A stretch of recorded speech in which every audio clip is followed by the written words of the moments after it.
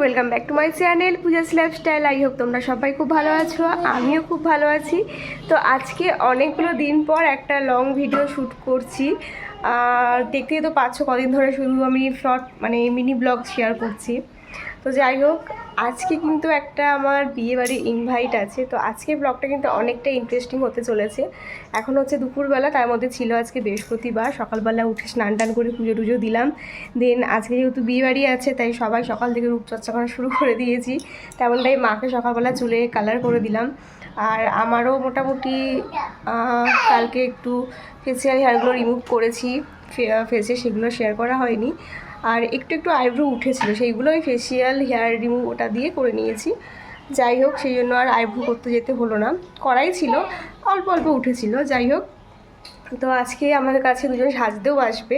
তো কারা আসে সেটা তোমাদের সাথে একটু পরে শেয়ার করো না যখন আসবে। তো ব্লগটার সাথে কন্টিনিউ থাকলে অবশ্যই পুরোটা দেখতে পারবে। তো দেখো, বিয়েবাড়ি যাবো, এখনও কোনো নেলস শেপ করিনি, আবার ইয়েও করিনি, কি বলে, নেল পলিশও করিনি। যাই হোক, চলো আজকে ব্লগটা এখন থেকে শুরু করলাম। দেখতে দেখো, আশা করছি তোমার সবার খুব ভালো লাগবে। তো ব্লগটার সাথে থাকো আর দেখতে থাকো। তো দেখো, তোমাদের সাথে গল্প করতে করতে কিন্তু তারপরে মামামকে ঘুম পাড়িয়ে দিলাম। আর তারপর কিন্তু দেখো এখন চলে আসলাম আমি নেল পলিশটা তুলবো বলে। অনেক দিন ধরেই নেলগুলোর কোনো যত্ন নেওয়া হচ্ছিল না। তো নেলগুলো একটু শেপ করে নিলাম, আর তারপরে কিন্তু নেল রিমুভার আর হচ্ছে তুলো নিয়ে বসে পড়লাম সেটাকে রিমুভ করার জন্য। আর তারপরে নেল পলিশ পরবো।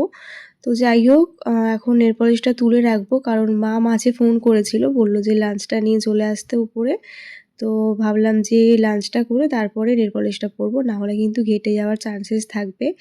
তো যাই হোক, এখন তো সেরকম যত্নই নেওয়া হয় না শরীরের। আগে না আমার প্রচুর বড় বড় নেল ছিল, তো এখন আছে সেরকম, অতটা ঠিক নয়, আগে তো আরও ভালো ছিল। যাই হোক, দেখো নেলগুলো শেপ করে নিয়ে এখন আমি তুলে নিলাম নেল পলিশটা। তারপরে দেখো লাঞ্চ করতে বসে পড়লাম। আর আজকে লাঞ্চে ছিল হচ্ছে ভাত আর অমলেট দিয়ে তরকারি। তো চলো লাঞ্চটা করে নিই, তারপরে আবার দেখা হচ্ছে। দেখো, দুপুরে লাঞ্চ টাঞ্চ করে নিলাম, আর ভাবলাম যে আজকের দিনটা অন্তত মাম্মা হয়তো দেরি করে ঘুম থেকে উঠবে। তো যেটা ভাবা হয় তারা উঠোটাই হয় না, তো ঘুমালো না, আড়াইটার সময় উঠে গেছে। তো আমি এখন লাঞ্চ টাঞ্চ করলাম, এখন 4টে বাজছে। তো ভাবলাম যে এখন চুলটা একটু ক্রিম্পিং করে নিই, কারণ হেয়ার ক্রিম্পিং করতে তো অনেকটা টাইম লাগে। তো এখন দেখো ক্রিম্পিংটা করবো।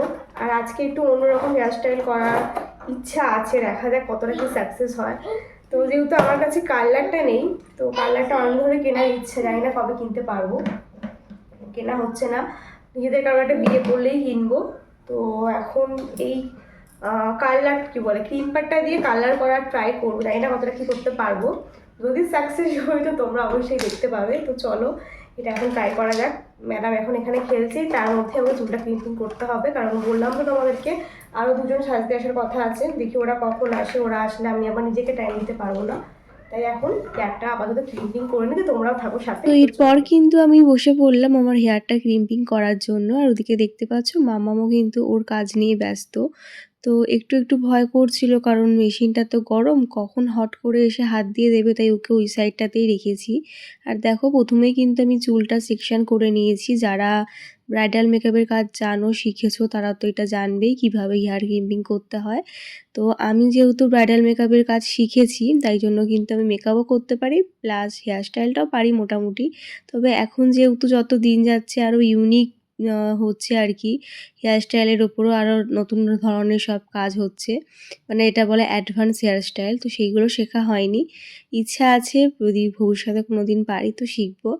যাই হোক, এখন কাজ চালানোর মতন যেটুকু হেয়ারস্টাইল পারি সেইটুকুই আপাতত করছি। যাই হোক, দেখো এখন কিন্তু হেয়ার ক্রিম্পিংটা করে নিচ্ছি। কেউ করে দিলে একটু সুবিধা হয়, তবে কেউ যখন করার নেই আমাকে তো একাই করতে হবে। তাই দেখো আমি এখন একা একাই ক্রিম্পিংটা করছি। তো আগের দিন না আমি এই ক্রিম্পিংটা দিয়ে কার্লও করেছিলাম, তবে জানো তো আজকে কার্লটা করতে গিয়ে দেখলাম যে কার্লটা একেবারেই মানে সামনে থেকে হচ্ছে না, পেছন থেকে হচ্ছে, তাই জন্য আর কার্লটা করলাম না, একেবারে ক্রিম্পিংই করলাম। আর তারপর দেখো আমার ক্রিম্পিং করতে করতে কিন্তু আমার এই জা চলে এসেছিলো আমার কাছে মেকআপ করতে। তো প্রথমে আমি আমার জায়ের মানে তাকে এই হেয়ারস্টাইলটা করে দিয়েছিলাম। তো যাই হোক দেখো হেয়ার স্টাইলটা তো করে দিলাম, আর তারপরে কিন্তু ফুল মেকআপটাও কমপ্লিট করে দিয়েছিলাম। টাইমটা খুব শর্ট ছিল তাই কোনো ভিডিও শ্যুট করতে পারিনি। তো এটাই ছিল আজকের লুক। কেমন লাগছে অবশ্যই জানিও। তো সিম্পল একটা লুক আমাকে বলেছিল দিতে, তো সেরকমই সিম্পল লুক দিয়েছি। আর শাড়িটা বলেছিল এরকম করে ড্যাপিং করতে, তো পুরোটাই কিন্তু আমি করেছি। তো তোমরা অবশ্যই জানিও কেমন লাগলো তোমাদের আজকের এই সিম্পল লুকটা। আর এই হচ্ছে আমার সম্পর্কে, দেখো এও আমার সম্পর্কে মেয়েই হবে। তো ও এসেছিল আজকে আমার কাছে মেকআপ করতে, তো ওকেও একটু মেকআপ করে দিচ্ছিলাম।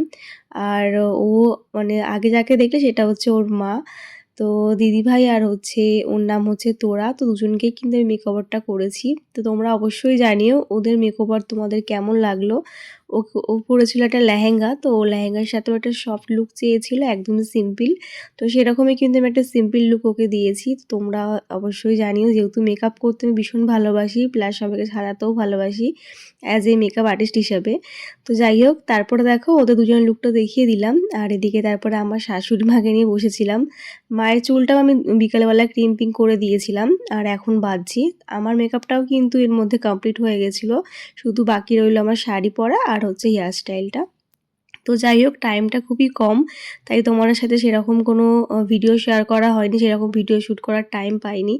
যেটুকু পেলাম সেটুকুই তোমাদের সাথে শেয়ার করছি। তো দেখো আমার মেকআপ কিন্তু অলমোস্ট ডান, শুধু শাড়ি পরবো আর হচ্ছে হেয়ার স্টাইলটা করবো। এর মধ্যে মায়ের হেয়ার স্টাইলটা করে দিচ্ছি। আর মায়ের হেয়ার স্টাইলটাও কিন্তু মানে আজকে মাকে যে হেয়ার কালারটা করে দিয়েছিলাম তার জন্য দেখো মায়ের মানে কি বলবো চুলগুলো অনেকটা মনে হচ্ছে অনেকটা চুল। যাই হোক তারপরে দেখো আমি রেডি হয়ে গেছি, হয়ে একেবারে বেরিয়ে পড়লাম। আর আমাদের বিয়েবাড়ি যেতে যেতে প্রায় 10টা বেজে গেছিলো, অনেকটাই রাত্রি হয়ে গেছিলো। যার জন্য দেখো রাস্তায় কিন্তু পুরো নিঝুম। আর বিয়েবাড়িটা কিন্তু আমাদের একেবারে বাড়ির পাশে হাঁটা পথে। তো দেখো হাঁটতে হাঁটতে কিন্তু আমরা বিয়েবাড়ির সামনে চলে আসলাম। অ্যাকচুয়ালি তোমার দাদাভাইয়ের জন্য ওয়েট করছিলাম, ও ডিউটি থেকে আসলো তারপরে কিন্তু আমরা আসলাম। তো দেখো এখন তোমার দাদাভাই মামামকে নিয়ে ঢুকছে।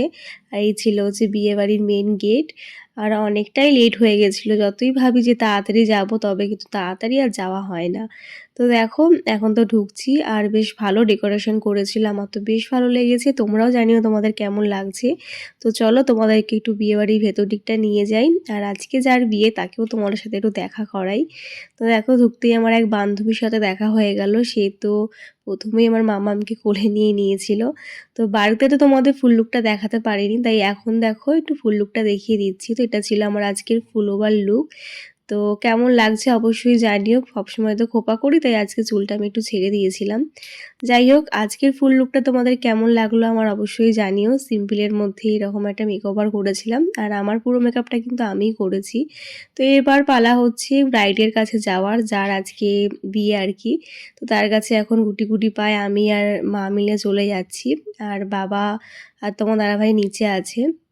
তো দেখো এখানে তো সবাই ব্রাইডকে ঘিরে ছিল যেহেতু ওর বিয়ে। তো প্রথমেই এখন আমরা গিফটটা দিয়ে দিচ্ছিলাম, আর তারপরে কিন্তু ওর সাথে কিছু ফটো ক্লিক করেছিলাম। আর দেখো ওকেও কিন্তু বেশ মিষ্টি লাগছে। যে বান্ধবীটাকে প্রথমে দেখালাম সেই কিন্তু ওকে সাজিয়েছে, খুব সুন্দর একটা লুক ক্রিয়েট করেছে, আমার তো বেশ ভালো লেগেছে। তোমরাও জানিও কেমন লাগছে। তো যাই হোক ওর সাথে একটু ভিডিও ক্লিক নিয়ে নিলাম, সাথে একটু ফটোও তুলে নিলাম। আর এই হচ্ছে আমার সেই বান্ধবী। তো ও আমাকে জিজ্ঞাসা করছিল আমায় কেমন লাগছে, আর আমি ওকে জিজ্ঞাসা করছিলাম আমার কেমন লাগছে।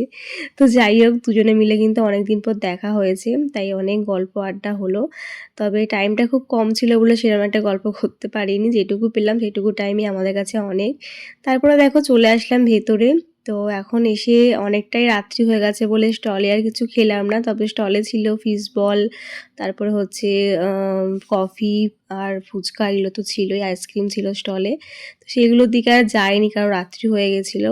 আর এই দেখো পুরো মণ্ডপটা কিন্তু এইভাবে ডেকোরেট করেছিল, ডেকোরেশনটা তো আমার দারুণ লেগেছে, খুব সুন্দর। আর এই দেখো আমার মামামের আজকের লুক, তো তোমরা জানিও ওকে কেমন লাগছে। তো এত কি বলবো দৌড়াদৌড়ি করে না যে ওর এখন কোনো ফটোই ক্লিক করতে পারি না আমি, খুব দুষ্টুমি করে। যাই হোক এখানে আমাদের ফ্যামিলির একটু ফটো ক্লিক করে নিলাম। তারপরে দেখো এখন বর বড় না বউ বড় যে নিয়মটা হয় সেটা এখন করা হচ্ছে, ছাদনা তলায় মালা বদল হবে। তো আজকের ব্রাইড দেখো কত ওপরে তুলেছে ওকে। তো এই সব দিনগুলো মানে জিনিসগুলো দেখে না সেই আমার নিজের বিয়ের কথা মনে পড়ে যাচ্ছিলো। তো যাই হোক আমিও এই সময়টা ভীষণ ভয় পেয়ে গেছিলাম আমার বিয়ের সময়, মানে উপোস করে থাকা হয়, তো তখন এরকম করে তুললে না মনে হয় কি মাথা ঘুরছে, মনে হয় এই পড়ে যাব। যাই হোক ওখানে তো ওদের মালা বদল পর্ব শেষ হলো, তারপর কিন্তু এখন বিয়ের জন্য এখানে বসানো হয়েছে।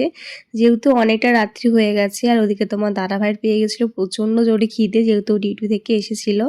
তাই কিন্তু আমরা এখানে আর বেশিক্ষণ ওয়েট করিনি, একেবারে চলে যাব ডিনারে। কারণ এরপরে কিন্তু অনেকটাই ভিড় হয়ে যাবে, রাতে যেহেতু খাবার টাইম হয়ে যাচ্ছে সবাই আস্তে আস্তে যখন বসতে যাবে তখন অনেকটা ভিড় হয়ে যাবে।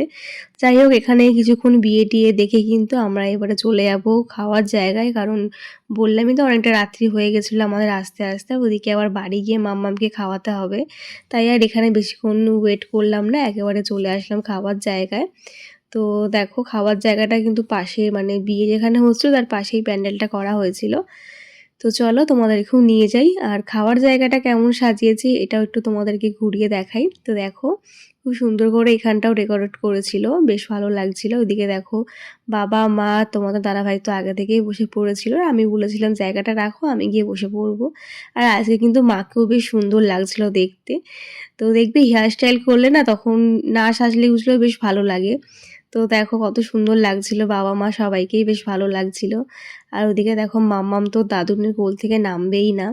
তো যাই হোক তারপরে কিন্তু আমরা দুজনে মিলে বসে পড়লাম এখানে, একটু আমাদের মধ্যে কিছু কথা হচ্ছিল, হাসাহাসি করছিলাম। তো অনেকক্ষণই বসেছিলাম এখানে। তারপরে কিন্তু খাবার সার্ভ করছিল। তো চলো তোমাদের সাথে ছোট করে একটু মেনু কার্ডটা দেখিয়ে দিই আজকে মেনু কার্ডে কী আছে। আর তোমরা কিন্তু অবশ্যই জানিও আজকের লুকে আমাকে দেখতে কেমন লাগছে। তো যাই হোক তারপরে কিন্তু প্লেট তো দিয়ে দিয়েছিল। চলো তোমাদের সাথে একটু মেনু কার্ডটা শেয়ার করি।